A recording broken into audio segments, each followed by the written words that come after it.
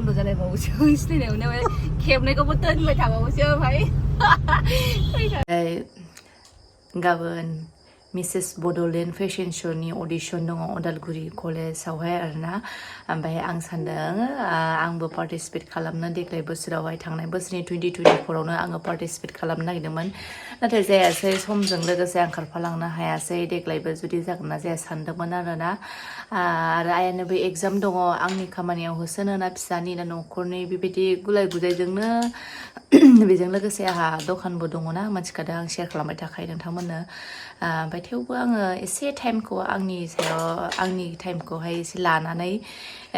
गाबोनहाय आङो पार्टिसिपेट खालामहैनो नागिरदों आरोना अडिशनखौहाय आङो हैग्रोनोसै आं सानो मोजाङै मोजां जाथों समजों लोगोसे खारफायाबा समाथ' जोंजों खारफाया नालाय जोंसो खारफानांगौ बेनिखायनो आं सानदों एसे एबार खारफानि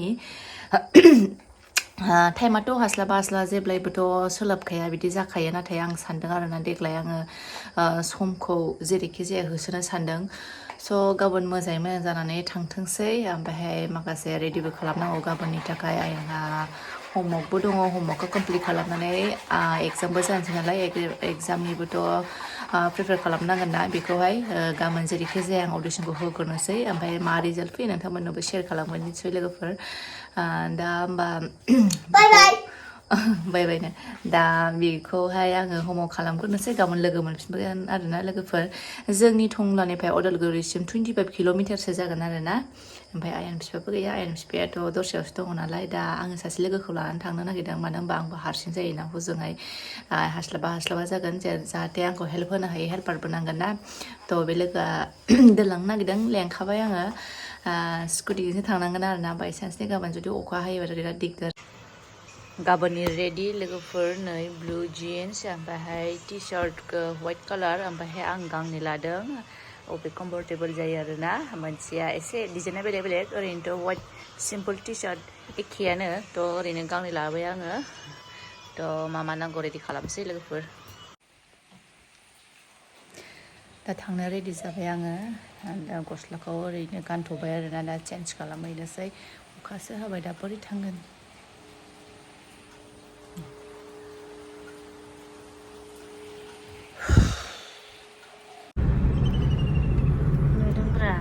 उदालगुरि मोननोसै दा फिसालाखौ स्कुलाव दोननानै फेशन श' देखायनो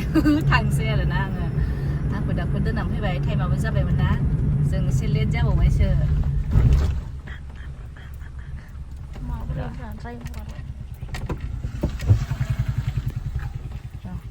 मा जाखो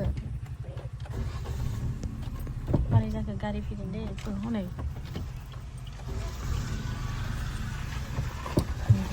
माबायो सोर हा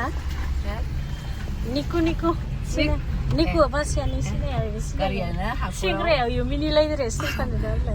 बन्द' जालायलायदों माबा मा होनोमोनलाय उदालगुरि मोननोसै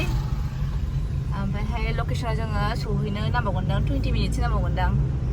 थांगोननोसै लोगोफोर आंखौ दाखु जालायलांबाय गारियाफ्राबो बन्द' जालायबावोसो सिनायनायावनो खेबनायखौबो दोनबाय थाबावोसो ओमफ्राय ओरै लादो जाबाय नेटआव सफैबायमोनलै नै आंखौ दोनबोग्राया फाइनेलि सफैबाय लोगोफोर रेजिस्ट्रेसनबो खालामखांबाय आङो ओमफ्रायहाय जोंनि मिसेसनिया दा सानै दङ आरोना सासे ओमफ्राय आं दा फैबावगोन टाइमाथ' जाथ'वाखै ओरैनो 12टानिफ्राय 10टानिफ्राय रेजिस्ट्रेसन जागासिनो नायनोसै लोगोफोर फिंगार क्रस जागासिनो जानो माने एसे फोरोंनो नागिरदों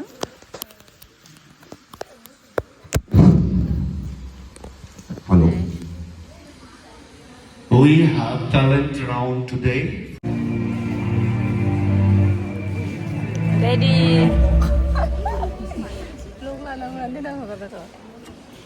Ready जाखांबाय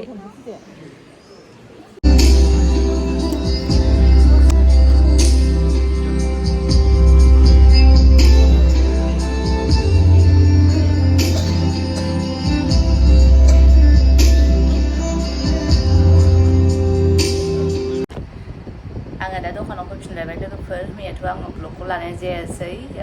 सोलाबनायबो जायासै आरोना मेंना थांनानैबो फैबाय थ' आङो लाफिनासै नेक्स्ट डेआव दा नै ब्लगखौ खालामफिनबाय मैयाथ' शेयार खालामखादोंमोन मैया आङो